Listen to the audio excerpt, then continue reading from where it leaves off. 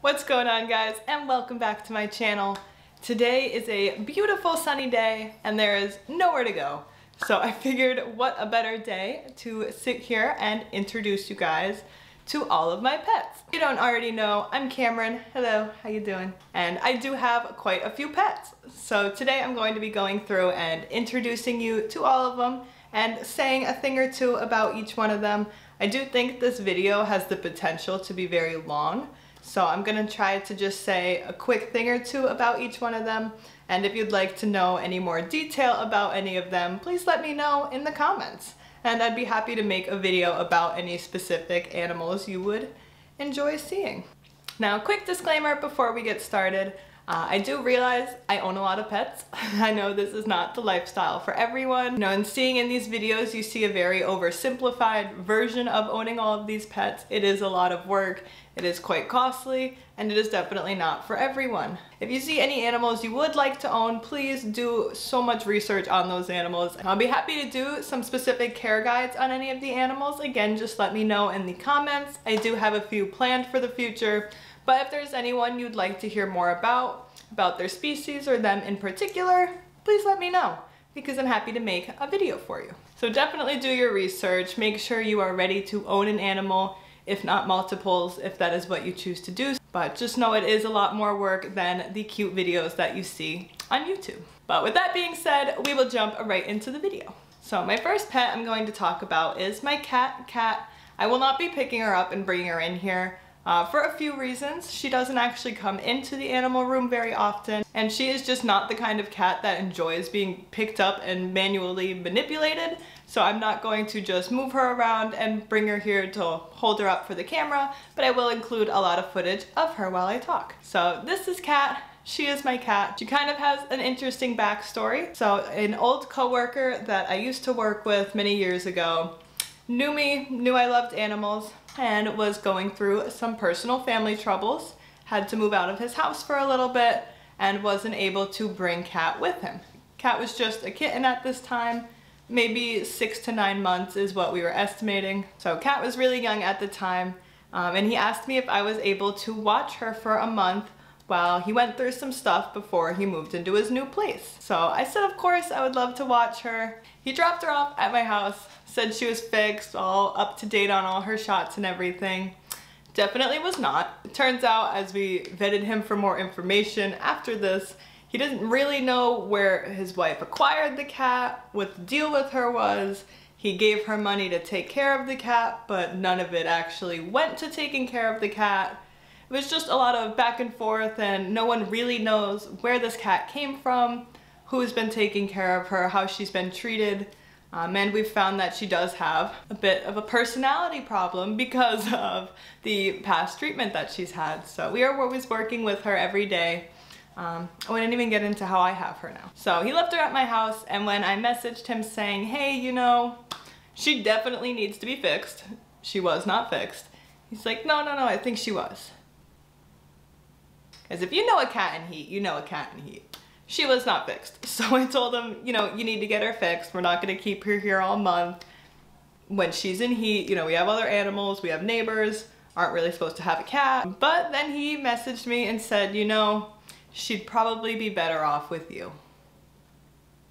That was the last I heard from him for about 2 years, until recently he messaged me and asked how I was doing. You left your cat at my house 2 years ago, but thanks. But that was the last I heard from him. She's our cat now. We have since gotten her fixed, gotten her up to date on her shots and everything, but that is Cat. So going into ferrets next, I do have 3 ferrets currently. He's so tired. This is Sid here. I just woke him up and he's so tired. I feel bad. I'm sorry, were you so comfortable? This is Sid here. He was my first ferret and most definitely an impulse purchase. Sorry, I definitely shouldn't have walked into a Petco and just purchased a ferret, but me and my boyfriend just got together and we were like, hey, let's get a ferret, and kind of just purchased one. Not to justify it, you definitely should not impulse purchase any animal, especially one that ended up being as complex as ferrets. Fortunately, I did fall in love with them as a species and since have owned 6. It worked out for Sid and for me, you know, that we did end up loving them and buying them everything they needed, even though we were not prepared for all of that when we originally purchased him. He's about 5 years old now. He was probably around 6 months or so when we purchased him. He was still very small, as most Petco ferrets are. So I don't want to keep him out for too much longer because I know he wants to sleep, as well as all the other ferrets. They just went to sleep recently. But this is Sid. I don't know what else to say about Sid. He's the best boy. Every ferret we've had, he's just instantly liked. Every person who's ever come over, he's instantly liked and they have liked him. He's just the best little boy. I don't know, like he is really what made us like fall in love with ferrets as a whole. So happy to have him. He is about 5 years old now. It's crazy to watch him really age and go through his whole life with us and to see all these other ferrets and all these houses that we've lived in. He's lived in 4 houses. He has seen some things. So give it up for Sid. I'm gonna go put him back where he was so he can go back to sleep. Here we are, Miss America. This is Ginger here. She is a sweet girl. If you saw in my other video where I got a new ferret, that was Benji, who I'll be showing you guys next. But she is the crazy one I was talking about, who liked to scruff him and drag him around the room and just really loves to play. She loves her war dance. She loves duking around. Big toy ferret. She is my little girl. She's our only little girl ferret right now. And she knows it, and she's got attitude, and she will let the other ferrets know who is in charge. She kind of runs the show when it comes to all of the ferrets. So she was a kind of rescue situation where someone purchased her as a gift for their girlfriend, and the girlfriend just got a new puppy and a rabbit and didn't actually want a ferret ever. So they were like, hey, why'd you buy me a ferret? And then they threw out all of the information that they had from when they purchased her. So she was purchased from Petco, but then they were not able to return her for that reason. So they gave her to us. I think we paid like 20 bucks for her. Like they really just wanted her to go to a good home. Unfortunately, or I guess fortunately that I have her now, they were not a good home. I realized, like, I don't blame the lady we got her from because she wasn't expecting a ferret at all. But when we got her, they said that she lived with a rabbit and had a diet of Marshall ferret vitamin paste, which I could do a whole video on why that is a terrible thing to give your ferrets. But that was the main bulk of her diet, as well as rabbit food. Now, I do not know all that much about rabbits, I'll admit it. I'll be the first to say I'm not a rabbit person. But I do know that rabbits are not carnivores, and she is. So I don't know what kind of diet she was on before we got her. I just know it was rabbit food and vitamin paste, which is not like a real vitamin paste, it's mostly sugar.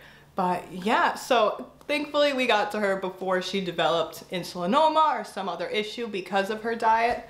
But yeah, I'm happy we were able to give her a new home. That's Ginger.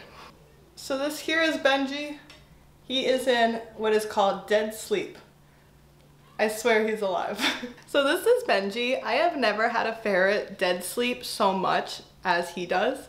Like when he sleeps, he knocks out. But I just made a whole video on him. We just picked him up a few weeks ago. If you'd like to see that, I'll have it tagged here. But this is Benji. He was a part of a family of 6 male ferrets that all needed homes. So unfortunately, due to everything going on right now, his owners weren't able to take care of him anymore. So he was also a free ferret, but they just really wanted him to go to a good home. We actually each drove an hour and a half to meet up so that we could do the exchange here. But I have a whole video all about that if you'd like to see. But that's Benji boy. And he's a good boy. So those are all of my ferrets. I don't know, what should we do next? Hedgehogs, snakes, tarantulas? So here I have my ball python Leo. Oh, hey, how you doing? So this is my ball python. He was my first snake. I did purchase him from BHB Reptiles, which looking back now, I probably wouldn't have done. Nothing against BHB Reptiles directly, but I don't know. I don't think I thought it was what it was when I purchased him. Do you know what I'm saying? Like I didn't think it was as big of an operation as it was.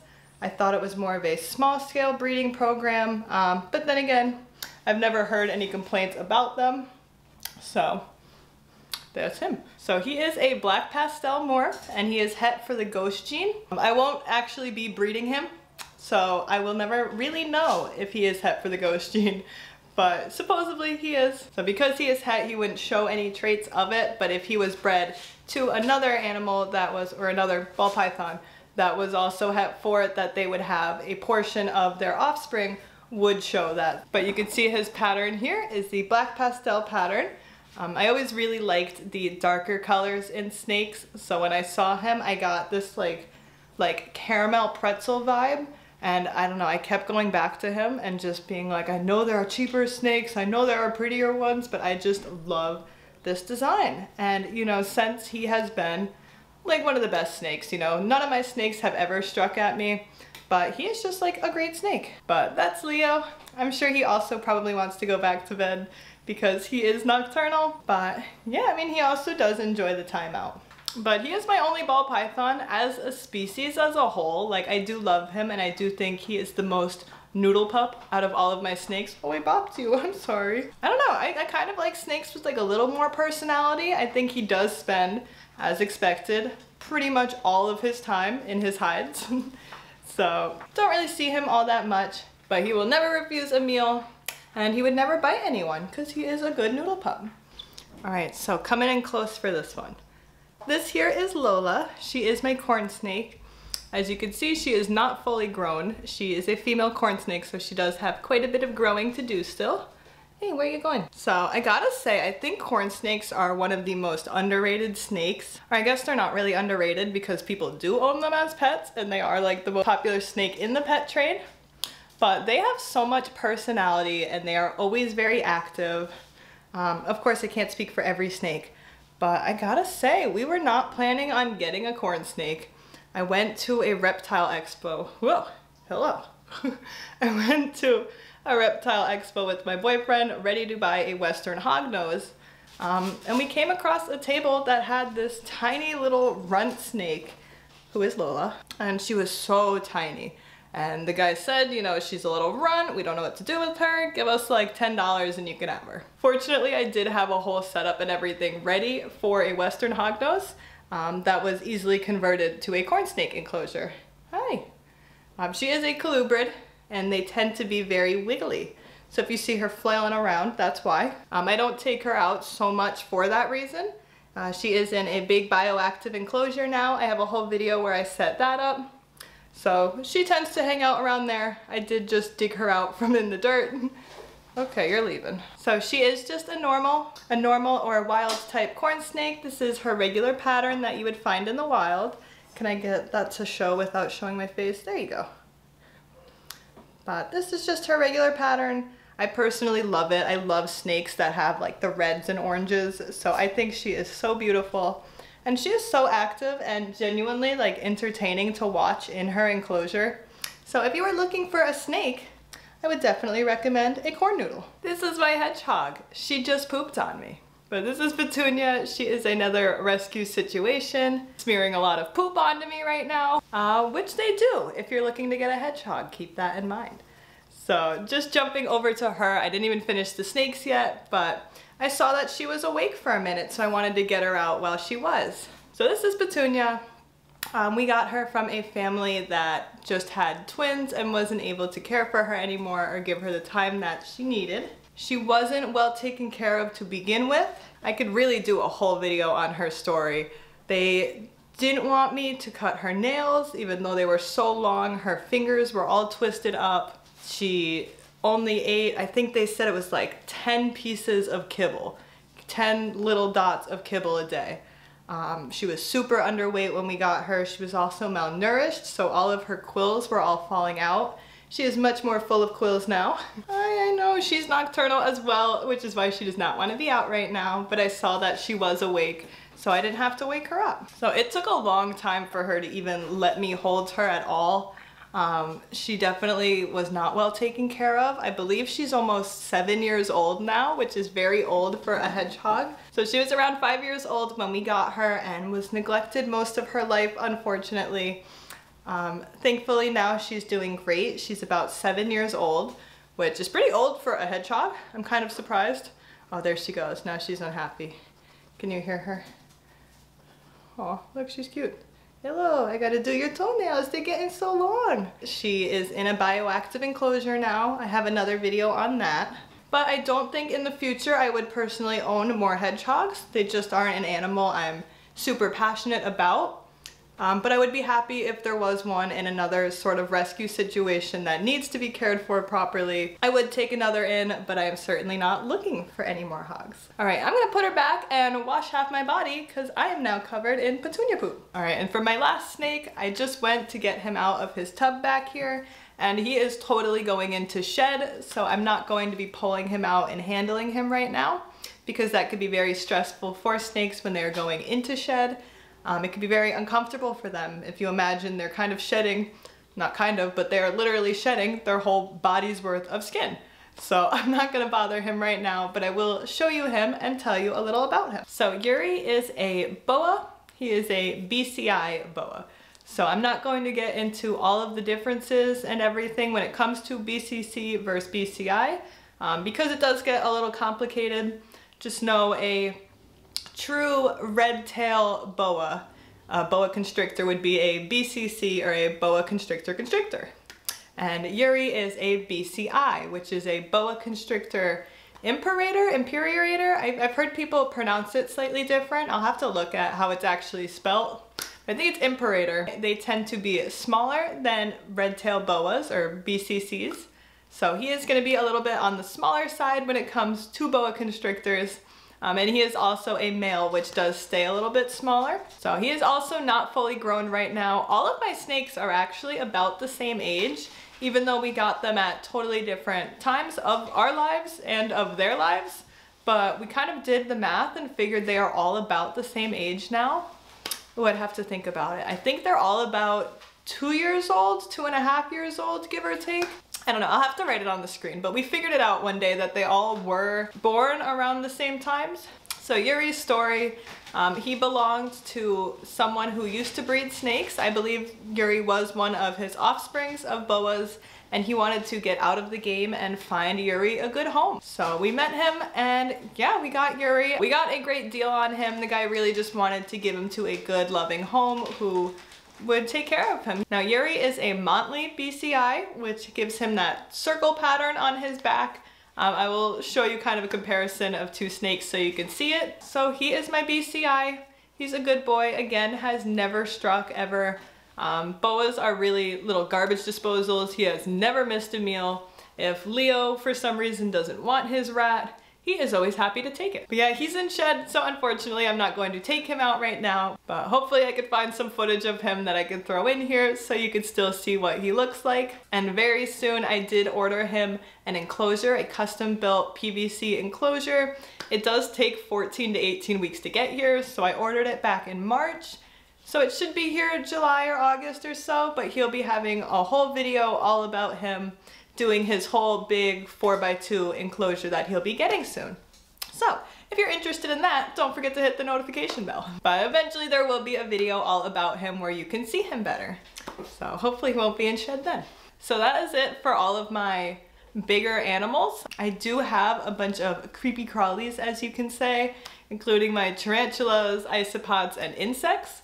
So I will be showing you guys them as well. All of my tarantulas are very small, they're all slings, so I'm not going to be digging any of them out or handling any of them, but I will show you all of those guys so you can see them. Quickly going through the tarantulas, I do have a green bottle blue, or GBB.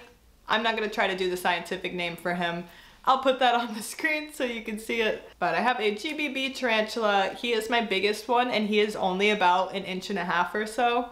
So if you can imagine, my other two are very small. So he doesn't have his adult colors yet. He's still very small, but he's been doing great. Whole video where I unboxed him on my channel as well. But yeah, so that is my first little tarantula. I also have a Brachypelma vagans and a Brachypelma emilia as well. And I recorded an unboxing for them, but I was so disappointed when they showed up. And I know that seems weird, but the box was totally unmarked, and I was expecting like a lot of Girl Scout cookies in the mail, and my package wasn't supposed to be here for another 2 days. So I came home and was like, wow, Girl Scout cookies, and was just super disappointed. Like, I don't know, it was like really late when I did the unboxing and everything. I might see if I could salvage some of that footage because I know you guys do enjoy tarantula unboxings and just unboxings in general. But yeah, I did record a whole unboxing for my 2 Brachypelma and just never went through the footage because I thought they were cookies. So I was disappointed, but of course very happy that I have my 2 new Brachypelmas. So those are all my tarantulas I currently have. But I have a powdered blue and a powdered orange colony of Isopods as well. If you want to see how I got them all set up, again, another video I will leave tagged so you guys can see it. But those are the only 2 kinds of Isopods I have now. I'll see what kind of footage I can find of them. Yeah, I hopefully will be getting more Isopods soon. I'm looking into some fancier varieties. So let me know in the comments below what kind I should get. There's so many kinds out there and I didn't even realize. So I'll hopefully be getting more of those soon. But those are my Isopods, which are crustaceans. If you're wondering why I'm keeping them separate from my insects here. So they are technically crustaceans and not bugs per se. So yeah, that's why I'm kind of keeping them a little separate, but I put everything into that creepy crawly category. So now for actual bugs that I have. Again, I kind of consider the Isopods and the tarantulas, or my pets, tarantulas especially, are my pets. The Isopods I did get for my bioactive enclosures, but also kind of see those as pets and would like to keep them and breed them and have them for a long time. But when it comes to actual just insects that I keep, I do have a dubia roach colony. I want to do a whole video about that and how to keep them and raise a successful colony. So hopefully that will be coming soon as well. I do have dubia roaches. They're not really pets. Like I probably wouldn't own them if it wasn't for Petunia eating them because she is an insectivore. So I really just use the dubias in the bioactive enclosures and for Petunia's food. I'm like looking around, what else do I have? So I have all those guys, and then I also have a little colony. You could see that one. I also have a little colony back here of springtails. Again, not really pets, but it is a colony that I am keeping alive and caring for. So see it as you wish, but those are also for my bioactive enclosures.